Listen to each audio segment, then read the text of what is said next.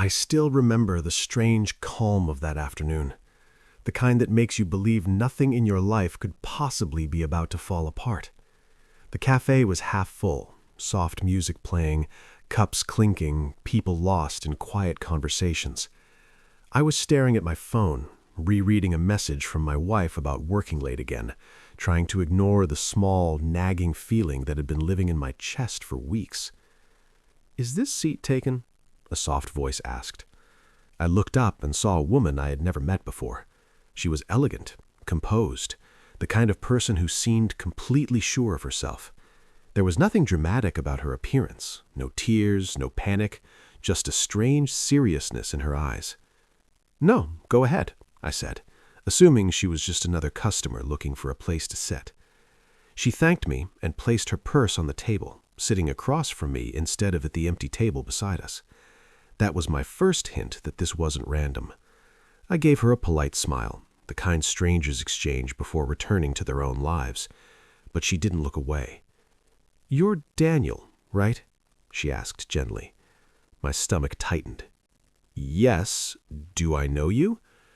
She took a slow breath, like someone preparing to deliver bad news at a hospital bedside. "No, but I know your wife." Everything inside me went still.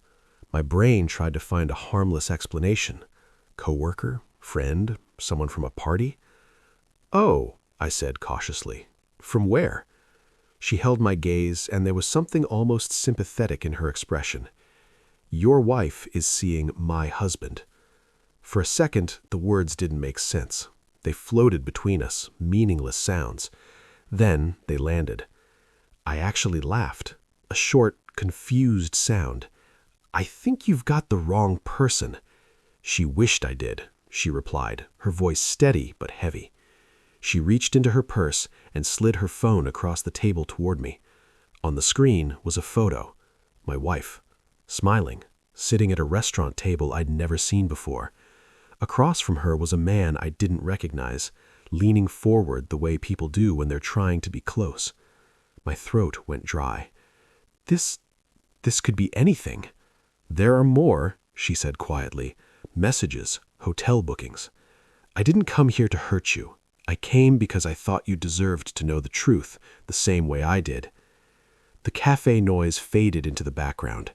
My hands felt numb as I scrolled through the images she showed me. Dates, times, places that matched all the nights my wife said she was busy, tired, working late. "I followed him today. I saw her car. I waited until I was sure. Then I looked you up. I didn't want to be alone with this." I looked at her, this stranger who had just shattered my world, and saw my own shock reflected back at me. Not anger, not hysteria, just two people sitting in the middle of an ordinary afternoon, realizing their marriages had quietly collapsed without them noticing. And in that moment, the worst part wasn't even the betrayal. It was how calm the world kept pretending to be. For a long moment after the truth settled between us, neither of us spoke.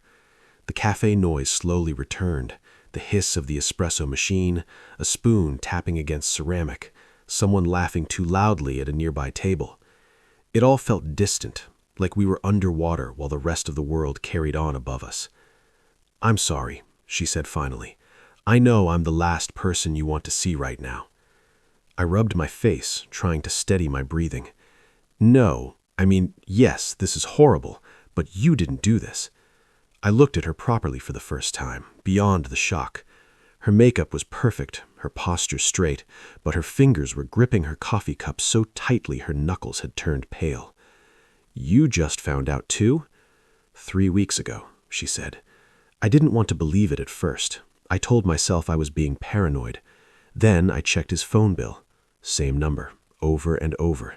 She gave a humorless smile. "Your wife." Hearing it out loud again hurt in a new way, deeper and sharper. But mixed with the pain was something unexpected. Relief. I wasn't crazy.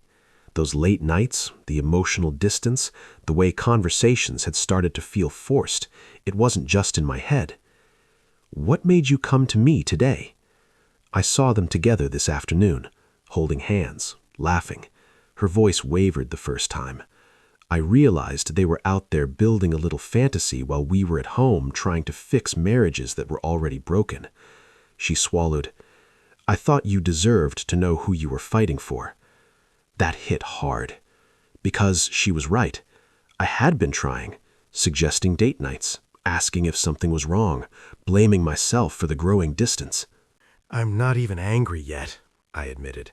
"I just feel stupid." "You're not stupid," she said firmly. "You trusted someone you loved. That's not a flaw." There was something grounding about the way she spoke. Calm, clear, like she'd already walked through the first stage of emotional collapse and come out steadier on the other side. I found myself leaning into that steadiness, like a person reaching for a railing after losing balance. "What's your name?" I asked. "Lena." "I'm Daniel," I said, even though she already knew. Saying it felt like reclaiming a small piece of control. We started talking then, not about revenge, not about confrontation, but about the small signs we had both ignored. The canceled trips, the sudden passwords on phones, the emotional distance disguised as stress. Every detail she shared matched something in my own life. Piece by piece, the puzzle came together, ugly but undeniable. At some point, our coffees went cold. Neither of us noticed. "I don't want to go home yet," she said quietly. "I don't know how to sit across from him and pretend I don't know." "Me neither," I admitted. We weren't friends. We weren't anything, really. Just two strangers tied together by the same betrayal, sitting in a café that suddenly felt like the only honest place left in the world. And for the first time since she sat down, I didn't feel alone in it. The first day after the café felt like walking through fog. Everything looked normal. The same streets, the same house, the same routine, but nothing felt real anymore. I watched my wife move around the kitchen that evening, talking about her day, asking what I wanted for dinner, and I realized something had shifted inside me. The desperate need for reassurance, the urge to ask if she still loved me, the fear of losing her. It had all gone quiet. In its place was something colder, clearer. Lena and I didn't speak for 2 days, not because we didn't want to, but because we were both adjusting to a new reality. Then, late one night, my phone buzzed. "Lena." I found hotel receipts, different dates, same place. I stared at the message for a long time before replying. Me. I checked our bank statements, work dinners on the same nights. There was no dramatic language, no emotional outbursts, just facts, evidence, pieces of a truth neither of us could afford to ignore anymore. We started talking every evening after that, quietly, carefully, comparing timelines, screenshots, and small observations we'd once brushed aside. The more we shared, the more a pattern formed. This wasn't a mistake or a brief lapse of judgment. It had been going on for months, maybe longer. At first, every discovery felt like another stab, but gradually something unexpected happened. The pain dulled, replaced with focus. Instead of asking, "Why are they doing this to us?" we started asking, "How long have they been lying, and how careful have they really been?" "They think we're clueless," Lena said one night during a call. Her voice was steady now, the shakiness gone. "That's why they're comfortable. That's why they're sloppy." I realized she was right. Once the illusion of trust was gone, their behavior looked obvious. Secret smiles at their phones, sudden business trips, defensiveness over simple questions. We hadn't been blind, we had been trusting. "I don't want to scream or beg. I don't want to give them the satisfaction of seeing us break." "Me neither," she replied. "If there's going to be an ending, I want it on our terms." That was the moment everything shifted from emotional survival to quiet strategy. We stopped reacting. At home, I acted normal, calm, even kind. I didn't question late nights. I didn't check her phone in front of her. I observed. Not like a jealous husband, but like someone gathering facts for a case that would eventually go to trial. Lena did the same. She noted dates, took photos of suspicious messages when her husband left his phone unattended, saved copies of bills and bookings. There was no thrill in it, no excitement, just a steady reclaiming of control. "I cried for 3 weeks, she told me one evening. "Now I'm done crying." I felt pathetic at first. I admitted. Now I just feel awake. We weren't plotting out of rage anymore. Rage is messy, loud, easy to dismiss. What we had now was clarity, the kind that comes when love dies and truth takes its place. We had been the last to know about our... Now, we were the only ones who knew how the story would end. By the time we had gathered enough proof, the anger had cooled into something far more dangerous: patience. There would be no screaming matches in the kitchen, no late-night accusations that could be twisted into us looking unstable or jealous. If the truth came out, it would come out clean, undeniable, and in a way neither of them could escape. The opportunity appeared sooner than we expected. My wife told me her company was hosting a formal anniversary party at a hotel downtown. Spouses were invited. She said it casually, like it was just another obligation. I noticed the flicker in her eyes when she added, "You should come. Everyone's bringing their partners." Later that night, I texted Lena. Me, "Do you know if your husband has an event next Friday, Hotel Meridian?" She replied almost immediately.